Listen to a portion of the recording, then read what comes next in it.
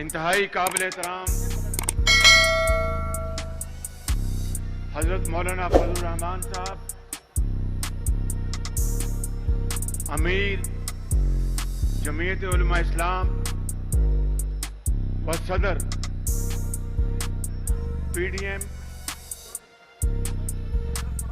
M کے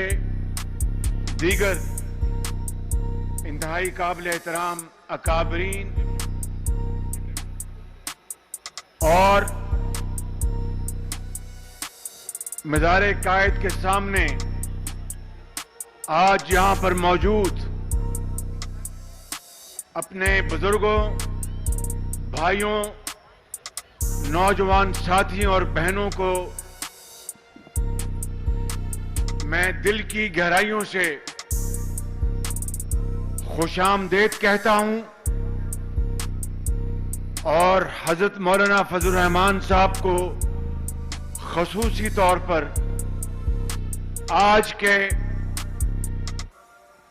اس فقید المثال اجتماع کی مبارکباد پیش کرتا ہوں اور پی ڈی ایم کے معزز اکابرین کو بھی دل کی گہرائیوں سے مبارکباد پیش کرتا ہوں۔ بزرگوں، بھائیوں اور بہنوں، یہاں پر مجھ سے پہلے آنے والے مقررین نے اپنی شعلہ بیانی اور جذبات کا اظہار کیا۔ بلوچستان کے مقررین نے جو بلوچستان کے حوالے سے جن محرومیوں کا ذکر کیا، پی ڈی ایم ان کے ساتھ نہ صرف بھرپور اظہار یکجہتی کرتی ہے بلکہ میں ان کو یقین دلاتا ہوں کہ پاکستان مسلم لیگ نون کے قائد میاں نواز شریف اور ہماری جماعت ان کے ساتھ ان کے معاشی اور سماجی اور قانونی حقوق دلانے کے لیے ان کے ساتھ بھرپور شامل اور کھڑی رہے گی۔ میرے بزرگوں، بھائیوں اور بہنوں، یہ بات مارچ 2019 کی ہے کہ جب سلیکٹڈ وزیر اعظم عمران خان کراچی آئے اور یہاں پر سندھ کی دھرتی میں بسنے والے آج یہاں پر موجود یہ ٹھاٹھے مارتا وہ سمندر، آپ کو یاد ہوگا کہ مارچ 2019 میں عمران نیازی نے یہاں پر 162 ارب روپے کا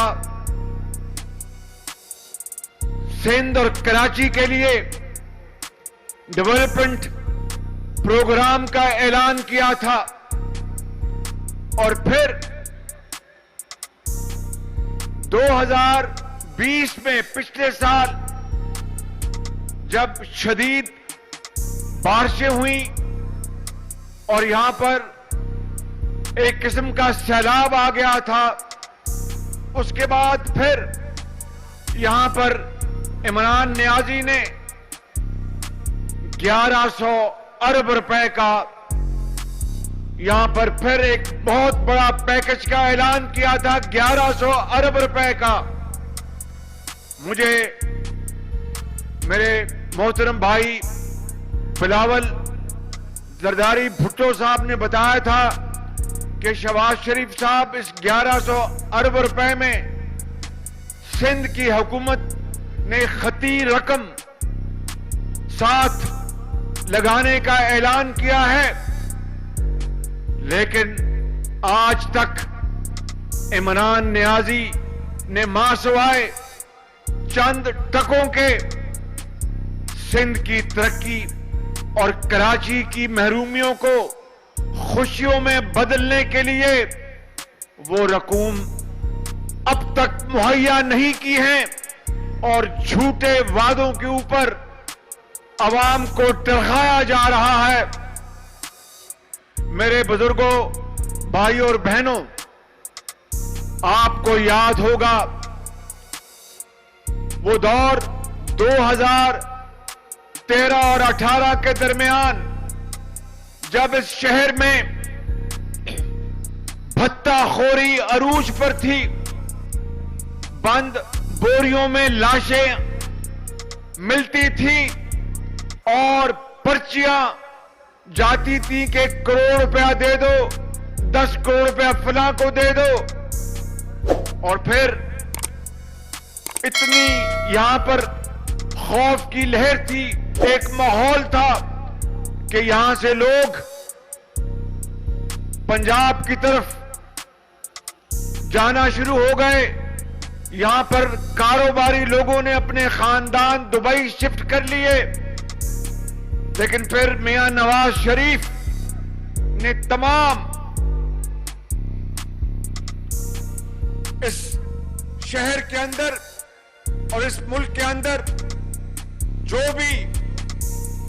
یہاں پر ادارے تھے ان کے ساتھ مل کر، یہاں کی حکومت کے ساتھ مل کر اور کاروباری حضرات کے مشورے کے ساتھ ایک مربوط پلان بنایا، اور پھر آپ نے دیکھا کہ کراچی میں جو امن و امان کی تباہ حال صورتحال تھی، اللہ تعالیٰ کے فضل و کرم سے کراچی کا امن واپس لوٹ آیا اور وہ خاندان واپس کراچی آ گئے،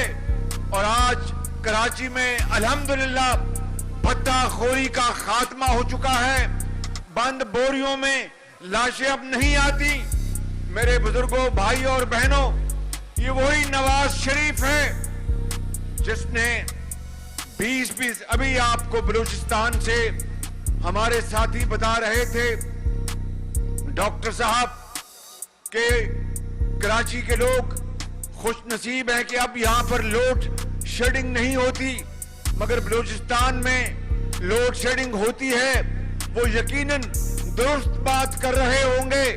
لیکن یہ بھی اپنی جگہ حقیقت ہے کہ اس زمانے میں 20 گھنٹے لوڈ شیڈنگ ہوتی تھی۔ گھروں میں ایک مزدوری کرنے والا شخص شام کو گھر آتا تھا تو نہ مزدوری ہوتی تھی، پنکھا بند ہوتا تھا، ذہنی طور پر لوگ مفلوج ہو گئے تھے، کاروبار ٹھپ تھا، صنعتوں کی چمنیوں سے دھواں نکلنا بند ہو چکا تھا، لاکھوں لوگ بے روزگار ہو چکے تھے، اور دیہاتوں میں، کھیتوں میں وہ بالکل سرسبز ہونے کے بجائے وہ پیلے پڑ چکے تھے۔ پاکستان کی معیشت تباہی کے دہانے پہنچ چکی تھی، مگر پھر آپ کو علم ہے، یاد کریں وہ دن کہ اللہ تعالیٰ کے فضل و کرم سے سی پیک اور پاکستان کے اپنے وسائل سے اربوں ڈالر خرچ کر کے یہاں پر 11,000 میگا واٹ بجلی پاکستان میں 5 سالوں میں مہیا کی گئی، جو کہ پاکستان کی پوری تاریخ اس سے پہلے کے مقابلے میں 5 سالوں میں 11,000 میگا واٹ بجلی کے منصوبے لگا کر چلائے گئے، اور آج کراچی کی روشنیاں واپس آ چکی ہیں، پاکستان کے اندر صنعتیں دوبارہ چل رہی ہیں، اور روزگار بجلی نہ ہونے کی بنا پر جو ختم ہو چکا تھا وہ دوبارہ لوگوں کو مہیا ہوا۔ یہ وہ نواز شریف کی قیادت میں یہ حقیر خدمات، کراچی کے عوام سے میں یہ گزارش کر رہا ہوں، اپنے سندھ کے بھائیوں اور بہنوں سے گزارش کر رہا ہوں کہ آپ کو یہ بات اچھی طرح علم ہے، مگر آج یہ عمران خان نیازی جو دن رات جھوٹ بولتا ہے، دن رات دروغ گوئی کرتا ہے، یہ وہی شخص ہے جو کنٹینر میں کھڑے ہو کر کہتا تھا کہ اگر روپیہ डॉलर के मुकाबले में 1 रुपया गिर जाए तो समझो कि वो वजीर आजम करप्ट है। कहता था कि अगर बिजली के बिल उनमें इजाफा हो जाए तो वजीर आजम करप्ट है। कहता था कि अगर लोगों को महंगाई से वास्ता पड़े तो वो हुकूमत करप्ट है। आज मेरे बुजुर्गों, भाइयों और बहनों, मुझे बताओ अपने दिल पर हाथ रखकर कि क्या चीनी सस्ती हुई? बताएं मुझे जोर से, क्या आटा सस्ता हुआ? जोर से बताएं ना, वहां पर बनी गाना आपकी आवाज जानी चाहिए। आटा सस्ता हुआ, बिजली सस्ती हुई, गैस सस्ती हुई, हर चीज इस वक्त आसमान से बातें कर रही है। इमरान खान तो 350 कनाल बनी गाला के महल में बैठकर रियासत मदीना की बात करते हैं। मैं अभी हजरत मौलाना से खिलाफत राशिदा के जमाने की मैं वहां पर उनसे गुफ्तगू कर रहा था और उनसे कुछ सीख रहा था। 350 कनाल के घर में बैठकर रियासत मदीना की बात करना, मैं समझता हूं कि इससे बड़ी और कोई खता हो नहीं सकती। आप हजरत उमर फारूक का जमाना देखें, आप हजरत अली का जमाना देखें, आप हजरत उस्मान का जमाना देखें, आप हजरत अबू बकर सिद्दीक का जमाना देखें। किस तरीके से मदीने में कोई भूखा सो नहीं सकता था और खुद अपने कांधों पर गंदम की बोरी ले जाकर उस खानदान के हवाले की। किस तरह वहां पर इंसाफ मिलता था। ये शख्स आज किस तरह कौम को गुमराह कर रहा है।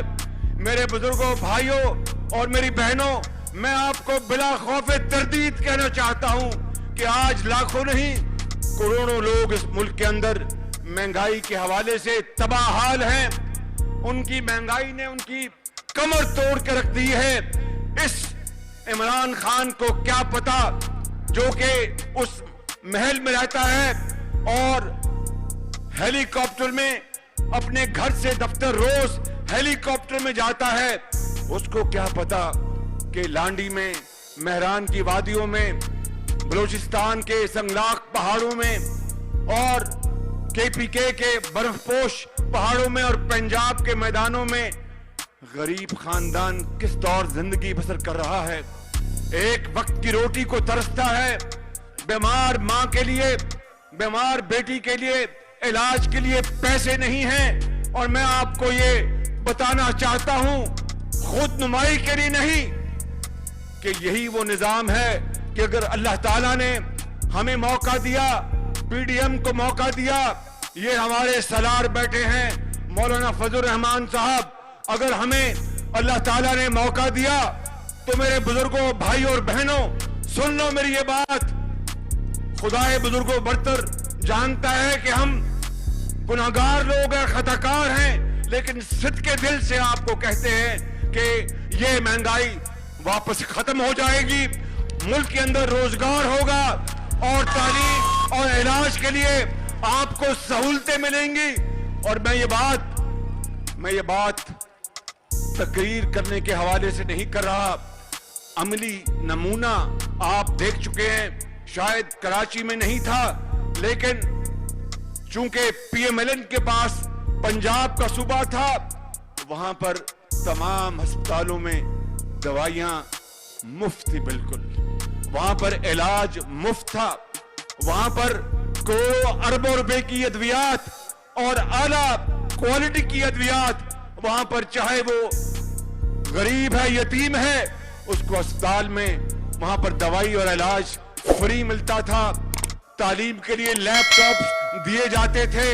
तालीम के लिए लाखों बच्चों और बच्चियों को, जिनके माँ बाप इस दुनिया से कूच कर चुके,